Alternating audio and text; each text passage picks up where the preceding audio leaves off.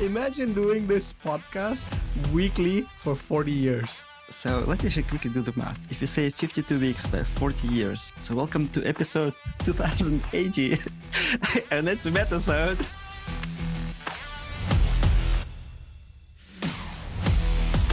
Hello and welcome to Metacast, and I'm your host Ilya, and with me is my co-host Arnab. Hello, this is Arnab with a gulp of water right away. See, I introduced you this time again. I didn't think you would introduce me, so... No, that's why I wanted to do the intro myself so that I can point out that I introduced you. All right. So, there is some context we need to bring into this episode. You know the Ghostbusters movie back from 1984? It has a very nice soundtrack in the beginning. So my younger one really likes to listen to that soundtrack. So yesterday, and we'll talk about that later too, my wife has been out for 2 weeks now. So I thought if he likes the soundtrack and he also likes ghosts and stuff, why not show him the movie? That was not a good idea. Not ready for it yet. Not ready for it yet. Yeah, he got scared the first few moments when they saw this ghost in the library. It looks so funny now. Like, I was born in 1983, so this movie is 1 year younger than me. Actually, no, they probably shot it in 1983. It was released in 1984. So it's probably as old as me then. So it's kind of funny. How old is he now, by the way? He'll be 5 soon. Okay, yeah. I think it's a bit too young. Speaking about ghosts, so Arnab, tell us what's going on. So I'm unable to click anymore today. My cursor on my Mac is just, those phantom ghostly cursor jumping around thingies. Who you want to call? Yeah. Ghostbusters. Apple. Yeah. You know how the cursor jumps around? I tried to do all those fixes, not yet. Nothing has fixed yet. And because of accessibility, if you keep moving the cursor quickly, you know how it becomes big. So the cursor is that giant cursor just jumping around right now. And we could not fix it. And we were like, okay, we still have to record. So I've just pushed it off into my second monitor away from my screen so I don't get distracted. And I am clickless today. So you can really be a scripter today. Yes. Everything I can do with the keyboard are everything I can do today. So Arnab, you can do everything with the keyboard. Well, not anymore, I think. You used to be able to do everything. So one of the suggestions on one of these web pages was go to the trackpad settings and turn off tap to click. And I can open the trackpad settings with my keyboard by using Alfred or Spotlight and just say trackpad and it opens the settings. But I can't take my cursor there to click that off. And I can't click tab to go there. That part is gone. You know how in older web pages, even now probably, you can tap around the web page and go to different elements sequentially one after the other. It's not there, so. Okay, so you now have your huge ghost cursor doing its ghostly things on the other screen. How do you know it's not gonna jump to your main screen from the second screen? It might. It slowly is moving this way into the main screen. Just jumping around, up, down, and coming over. So I'll just keep moving it away from my vision. There's nothing else to do. We have to record this thing right now. And I have to ask, have you tried restarting? Yes, twice. I've turned off trackpads. I've turned off all of Bluetooth. I wish this happened at our last episode because we were on the recording session with TechTalkRadio, the guys who really are into tech and support in particular. Some of their episodes are very much about support and stuff. So they could have helped you troubleshoot this in real time. They even recently got a few Macs and they were playing around with them. Yeah, because when we recorded, all three of them were on Windows. Yeah, but they did mention in the episode too that they started playing around with Macs, yes. So let's talk about that episode. Yes. That was very interesting because when, there is some context in the episode itself, but when we first were setting this up with Andy and the rest of the guys, I thought they were a podcast. And only later on, I think it was actually during the show, when me and also you found out that they actually are a radio station that also release their stuff as a podcast, which was very interesting. Before the recording, we knew that they do a radio station also. That's why we had a bunch of radio-related questions in our notes, but we didn't know that particular podcast was a radio program. Yes, it's a radio first program that is then later also pushed into podcast. Yeah. We didn't know that, yeah. Also, I think it was very interesting. One thing I don't know if you realize or not. So we are 23 episodes in. That means we have had 11 guests so far because we do our even ones are with guests and odd ones are these metasodes. Out of those 11 episodes with guests, this was the most experienced like radio voice podcast folks that we had, because together combined between the three of them, they have been in the radio or podcast or video like TV industry for a total of about 50 years. That's what I calculated. Oh, wow. Yeah, the only edits we need to do for this episode is for ourselves. Yes. Yeah. Yeah, Andy has this radio voice, and I guess so does Justin and Sean. It's just incredible. I wish, well, I guess if I spent 30 years on the radio, I might have been talking the same way. But yeah, it was really amazing. Justin also mentioned, I don't know, we broached the joke in the episode, but we didn't actually explain the context of the joke. Very common of us. So let's do it now, one episode later.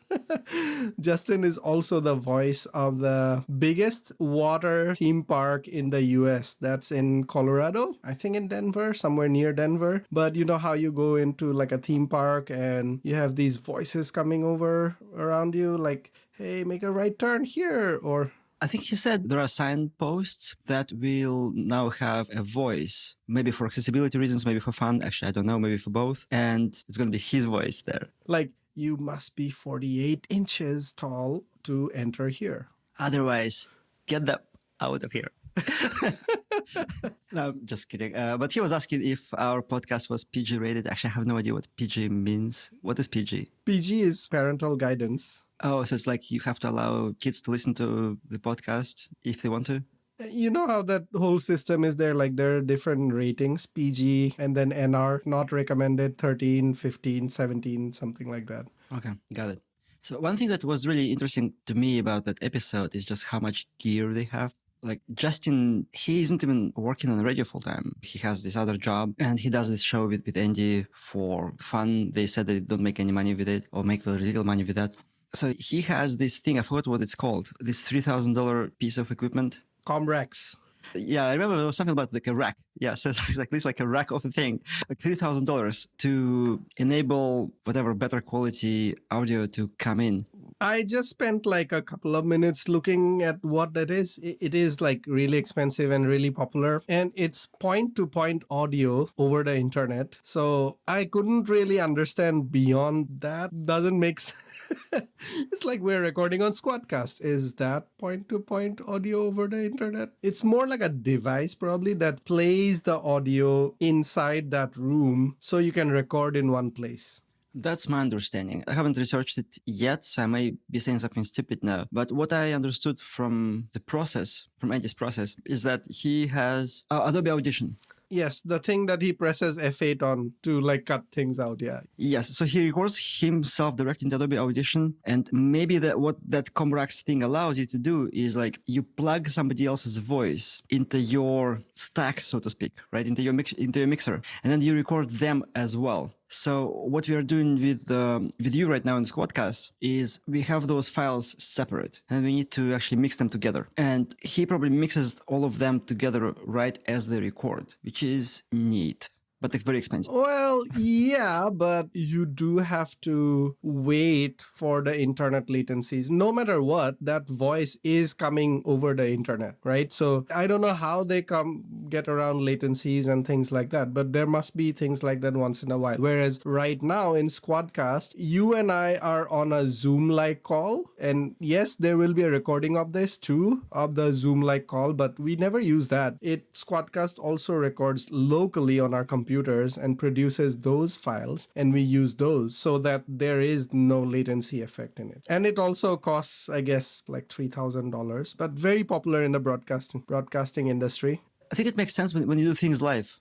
Yeah, maybe. So here's the situation. Like, I think you're, let's say, a DJ and you're in the studio and you're recording and you have a guest who's also in the studio. And now today's day, whether because of COVID or whatever, your guest cannot actually physically show up in the studio. This is a device that helps to basically remove that. And your guest doesn't need to worry or care anything about the technology stuff, I think. Yeah, but then you need to bring this thing to your guest. Yes, you need to deliver it. Well, that's what they have trucks for, right? That Sean used to drive around. Yeah. The other thing that I really liked in that episode is obviously, I mean, they have been working together for decades now, and the chemistry shows between the three of them. They know exactly when to say what and who's going to pick up from who else at what moment. It was amazing. That's pretty amazing consistency, right? I think Andy started this in mid-90s, and I think Sean joined him 2002, 2003. Like, imagine doing a weekly podcast for 30 years. Yeah, I was actually thinking this morning about some of the big rock bands. So here we go again. So I was thinking about Metallica in particular. Yeah, because I was listening to Skid Row. I don't know if you know Skid Row. I was listening to them, to their first album, and they're coming here to the Miami area with the show, but they no longer have the same vocalist. It's a different vocalist. I saw them live in Seattle 5 years ago or so. Back in early 90s, they were assembling like stadiums, like tens of thousands of people. In Seattle 5 years ago, they were playing to the crowd of maybe 200 or 300 people in El Corazon. Casino? No, it wasn't a casino. It was a like really underground sort of heavy metal, death metal kind of club, El Corazon, in a kind of sketchy under the bridge kind of setting. It costs $10, $15 per ticket. And then drinks are pretty cheap too. So maybe all in all, with beer and all, I probably spent like $25 total. But I was thinking about how their vocalist has changed and what we discussed in the last Metasode, right? Like how the band actually changes, because they haven't produced anything good after 1991, I think, after their last good album, Slave to the Grind. And then at the same time, you have these bands like Metallica who stick around for 40 years. Can you imagine like you and I like sticking together for 40 years doing something? It's hard. Oh my God. 40 years. Well, I imagine you and me doing something for 40 years, but not the same thing. That would be crazy. Yeah. Imagine doing this podcast weekly for 40 years. So let's actually quickly do the math. If you say 52 weeks by 40 years, so welcome to episode 2080, and it's a Metasode. Yeah. We will be pretty old because we don't have a head start, because they started when they were 18 or whatever. By the way, Skid Row, if I'm right, they're from Seattle, and it's probably... No, they're from the East Coast. Oh, they're from the East Coast? I thought the name was inspired by the lumber industry in the Pacific Northwest, Seattle, Portland, Vancouver, this area. That was huge. I believe like 1930s, somewhere around there. But they would cut these trees, and then all the streets on the West Coast, like these cities, Seattle, SF, you know how they're like steep and they go into the river. So they would just drop it there, and the logs would roll, skid through it. And that road, the road through which you drop it, would come to be called Skid Row. That's why most of these cities have like a Skid Row street. Interesting. I had no idea. I know that LA has a Skid Row neighborhood, I think. Yeah. All of these West Coast cities, like steep streets, they have that culture. Yeah. That's very interesting. So the other interesting thing that I just want to bridge between episode 22 and episode 20 that we did with Justin Jackson of Transistor FM. Justin said that radio ads amount to $20 billion in ad revenue every year, compared to about $1 billion in podcasting. To me, this is just absolutely crazy. Maybe because of our generation, maybe because we work in tech. Yeah, in my head, like radio is just dead. Yeah. You don't consume radio. You don't consume TV too anymore. No. Yeah, it's all streaming. It's all on demand. Whatever you want to listen to, whenever you want to listen to, that's when you listen to it. I feel like I agree. I can't imagine how much radio consumption is going on. It's certainly going on in the older generation and when you're maybe in a car or something like that. But I also don't feel like it amounts to that kind of a disparity where it's $15 billion ad revenue versus $1 billion in podcasts. Actually, that brings some nice memories. I think it was 2005. Yeah, I was working as a driver, delivering packages. DHL? DHL, yeah. So I was driving that Renault Kangoo. That's what the car was called. I mean, it was modern at the time, like a modern car, but it was very, very basic. It had a cassette player and the radio. And so I had some cassettes, I had some Evanescence and Metallica and some other stuff. But I really liked listening to like a rock radio. And there were two guys there. They were just like shooting shit about stuff every day. And then in between their, conversations, there was music. And it was just such a nice listen. Every day you like turn it on and they just like talk for hours about stuff. Yeah, one of them unfortunately got into an accident and he passed away. And yeah, that show discontinued. And maybe that's when I actually stopped listening to radio because they were the only guys I used to listen to because they were just so like you and I, you know. Maybe about 15, 20 years back, that was the last time I remember listening to radio consistently. And there was a famous, or it's still going on, 96.5 FM in Seattle, Jack FM. And I love their kind of vibey rock music. Jack Dorsey, new thing? I don't know. Yeah, that was the last time I remember listening to radio. But generally, I feel the amount of ads, there's probably another factor at play here. It's the ratings itself. And we talked about that a little bit in episode 22. But it's crazy how old and legacy the whole rating system still is. You don't actively track what people are doing. You cannot in radio. We are very much used to this world now on web and mobile devices and everything. Even if it's anonymous, everything is tracking what you're doing, how much time you're spending doing this versus that. Yeah, and then Cambridge Analytica does some cool stuff with it. Cool stuff with it, yes. Very cool. Not shady at all. But anyway, even if it's ethical and anonymized, your data is being tracked, right? Like YouTube, let's say, they wanted to see which videos are popular. They can totally do it anonymously too. They don't need to know who's watching what. I mean, they probably do, but they don't need to know to do that. Versus in radio, there's just no way. So the analytics mechanism is so old school still. I was kind of surprised that it's still that old school. Like later, after you've listened, somebody will maybe send you a booklet saying, hey, tell us what you listen to, and you'll get like these $5. And it's up to you to recollect what you listen to with your faulty memory and your personal biases and everything in there.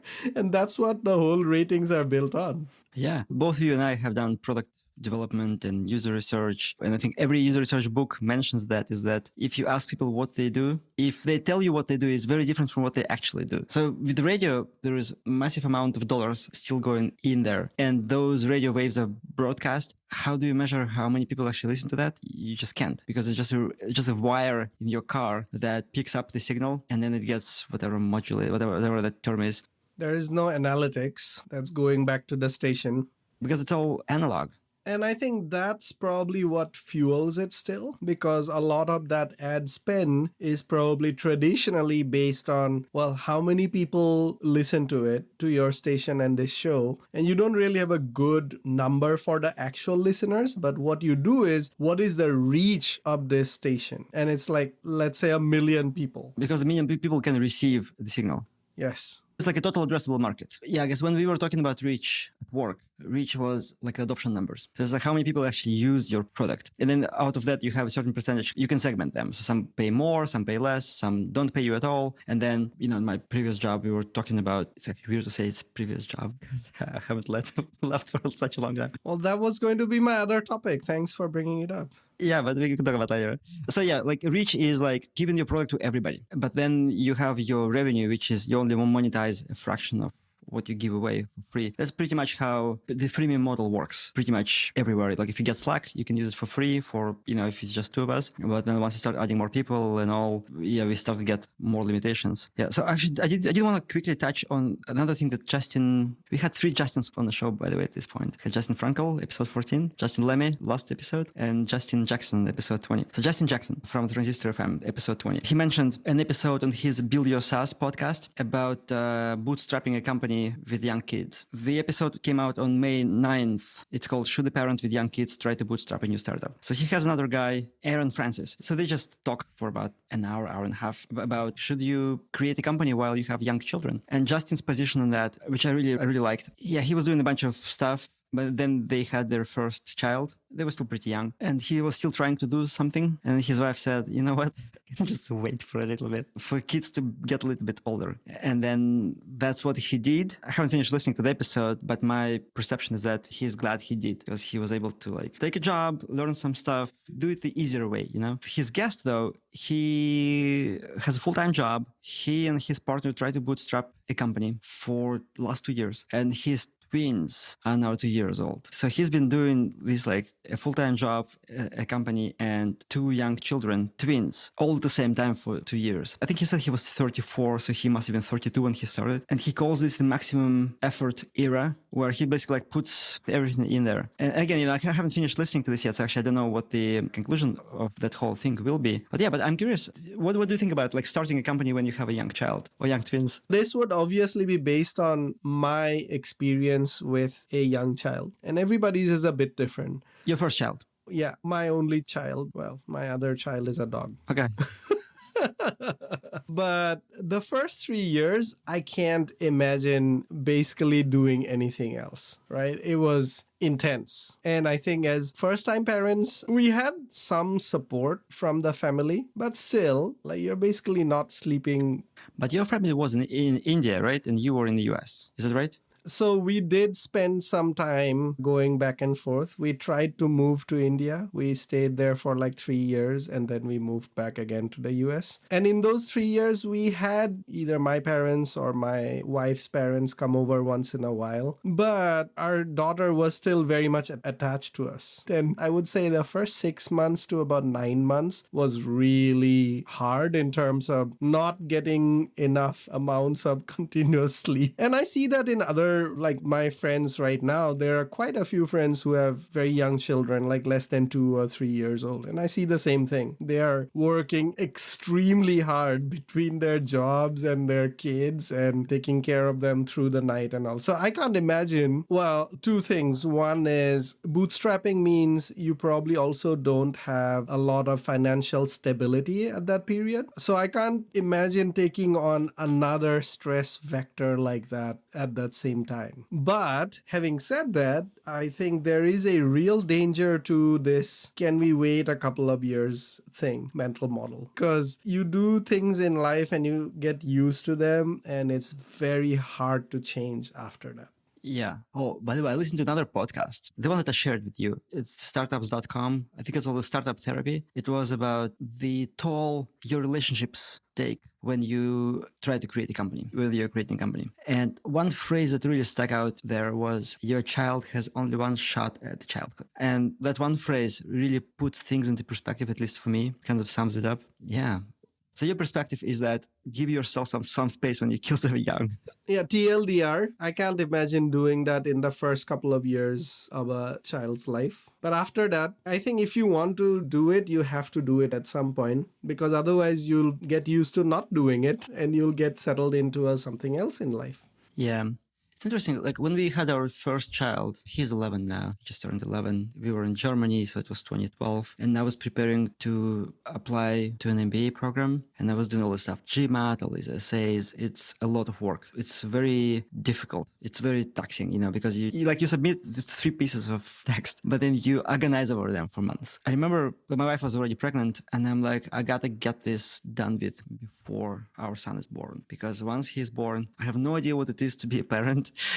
And it's probably a lot harder than we think anyway. Yeah, and I remember I was just like working my ass off. I had a full-time job and I was also doing all this preparation work. And I was able to afford it because my wife just basically, she just, stepped aside. She's like, yeah, I give you the space to do all that. But then when our son was born, like you were saying, it's like, that's it. Like for the first year or so, for me, I think it was probably the first year because we didn't have any family. Like my mom came over for a month and that was it. Her parents also came over for a month, I think. That was it. Even now, like my younger one is 5, almost 5. When we go back home and we have parents, it's so much easier. So I feel like if I were to ponder that same question, I would definitely not try to do anything within the first year of child's life, because I think you're just going to kill yourself. If you're barely able to keep doing your job, that's good enough. You're basically like barely functional, right? I guess it depends. If you're 25, maybe it's different from if you're 35. But still, even at 25, you can only not sleep so much, right?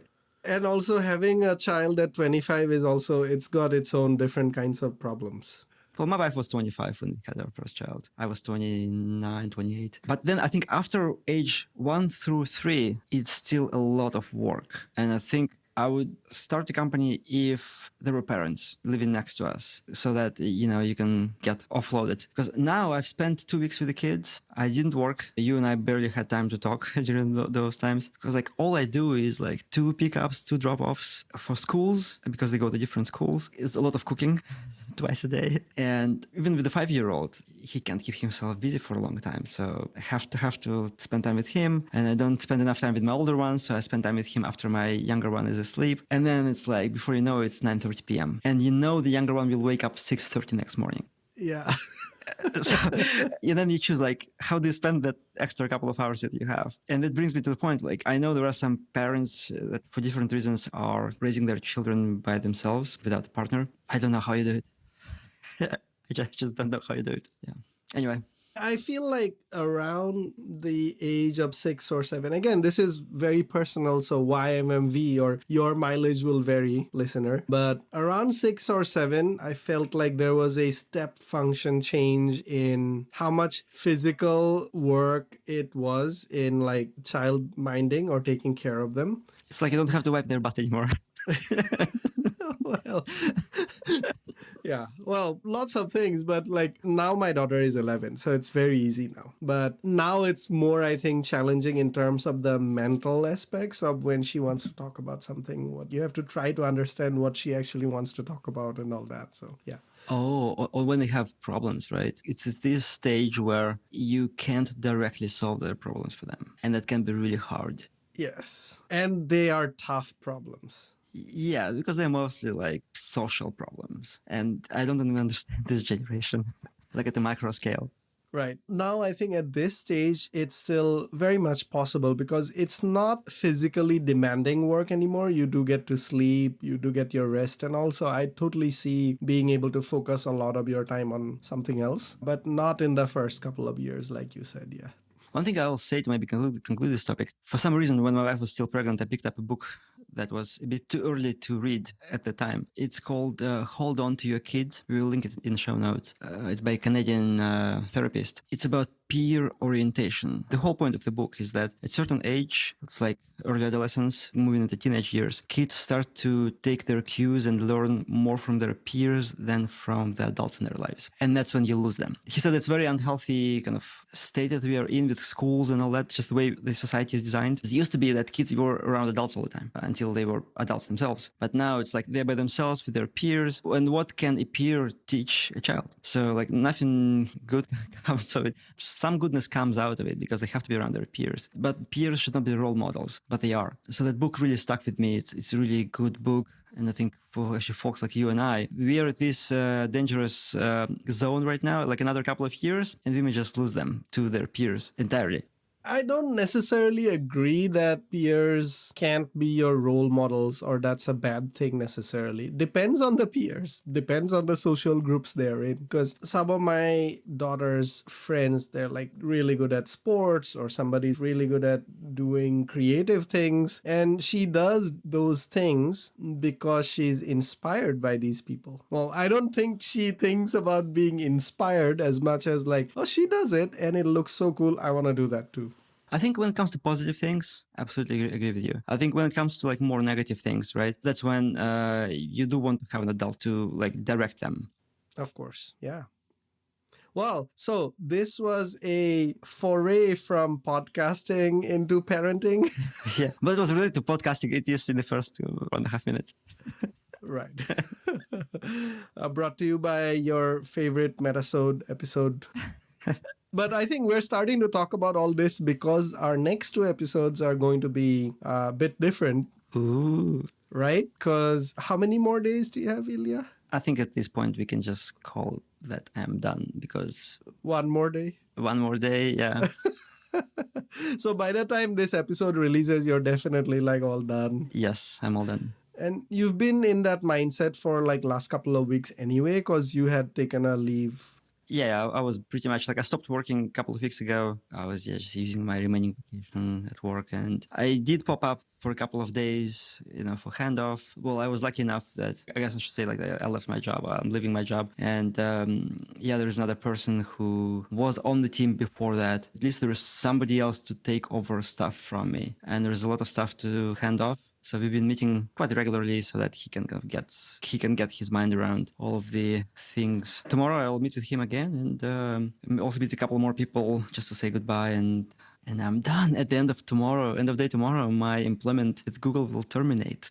Yeah. And I think with that, because you and I are going to work together on a product, we'll talk about it. It's bootstrapping and uncertainty financially and all of that comes in. That's where I think some of these topics came about.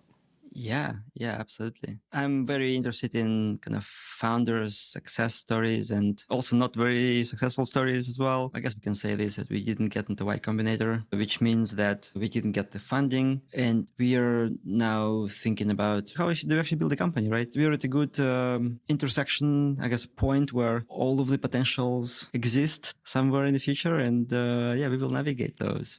Yeah, we'll talk about it in our special episode 25, maybe 24 too. We'll see. Yeah, we'll see how we structure that. But yeah, that's an exciting step in my life. You know, as they say, the best time to plant a tree was 20 years ago. The second best time is now. I've been so, wanting to be, independent, do something on my own, with other people, like being in charge of my own destiny, right? And also building something that people care about. But it was always not the right time. There is no right partner, all that kind of stuff. All the kids are too young. And I feel like right now, at least, me, I'm at that stage where I'm like, if I'm not going for it, now or never. It's not like never. I can always do it later, right? But I will regret not doing it. So regardless of the outcome. And we can talk about more of that later on. In the next couple of episodes, yes. Stay tuned. Stay tuned. AM 55.70. Oh, 55 is probably out of range. Well, I don't even know. AM is more like, I think, like 1015, something like that. 1050 AM or something. I don't know. I have to bitch about it. So my car has 10 buttons for switching between radio stations. You don't have to press them, you touch them. And I usually just accidentally touch them. And I'm they take so much space on the dashboard because they're actually physical buttons. And it's a very modern car. I won't name the make, but it's a very modern car. And it has these buttons that I'm why can't I just reprogram them for something else? Yeah, I know. I had that car. I know the car you're talking about. I had that for a few years and I had the same thing. It used to be 6. Now it's 10. Maybe 8, but yeah, it's what year was your car? It was 2000. Mine was, I feel like 2005 or so. Mine is 2022. So in 17 years, I guess they've added two more buttons. Yeah. Yeah, it's quite crazy. Speaking about that, when we were choosing the car, we were driving a few different vehicles. One of the reasons why I really liked this particular one, other than kind of driving characteristics and all that, it had buttons for pretty much everything. If I want to turn on the steering wheel heating or the butt heating or some other things, it's all physical buttons. Even radio for that matter. Huge screen and all that, it's touch screen, lots of cool controls, but you can activate all of the important functions with the button. Whereas some of the other cars, everything is on the screen. And then how am I supposed to do 3 taps in the menu and then 3 more taps to activate my butt heating while driving? All those things I didn't enjoy. I feel get used to it, but you do have a good point. There is something about the spatial awareness and in your head, okay, to heat the seat, this is the thing. And you don't have to think about it. You don't have to look at the menus and stuff like that. And that's very cool. We have 2 cars right now. A lot of people end up having 2 cars. You need 2 cars because of kids and school and work and you have to go blah, blah, blah. Anyway, but one car is like that. It has physical buttons. The other one is all on a giant touchscreen. So I assume your European car has all of the buttons. Yes. Yeah. And the North American car has the giant touchscreen. And I'm honestly okay with both because the one with the touchscreen is very programmable. You can drag icons over to some hot areas where they'll persist there. If you want wipers or seat heating, for example, right? And you don't want to navigate those 3 layers of menus, you can just drag them over to the bottom of your almost like a menu bar in Mac or Windows or something like that. And it'll always stay there. So it's very programmable. There is a scroll wheel. Every car has audio controls and scroll wheels in your on the steering wheel? On the steering wheel, yes. We're coming close to autonomous cars, no steering wheels either. But right now there are those buttons and all that, and you can just press those. You can program those to do different things. So that way I feel it's very nice, yeah. Yeah, actually, my car has a mode. I use it all the time. It's like an adaptive cruise control where it maintains the speed, but it also maintains the lane. The distance and the lane, yep. Yeah, you have to put the hands on the wheel, but it's good. But the thing is, like here in Florida, I don't know what's going on, but I think the highway I-95 is kind of an old highway. They're changing a lot of asphalt on it. And, when they do that, they do all these detours, and then you have these lanes that have like remainders of the old lanes. And sometimes my car wants to like just veer off the lane if we are in this kind of construction zone. So I don't trust the autonomous mode just yet. I think, we're still not there yet. Anyway, let's take a squad shot and call it a day. Yes, and please leave a comment, review, but more importantly, I think share this with your friends and tell them that if somebody's interested in bootstrapping and our journey, listen to this. We'll talk more and more about it for the next few episodes. Yes. We hope to get a lot of listeners from those. Yeah. Cool.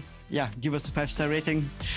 Send us an email at hello@metacastpodcast.com, and we will talk to you again next week about all of the exciting things that we're going to be working on. All right. Ciao. Bye-bye.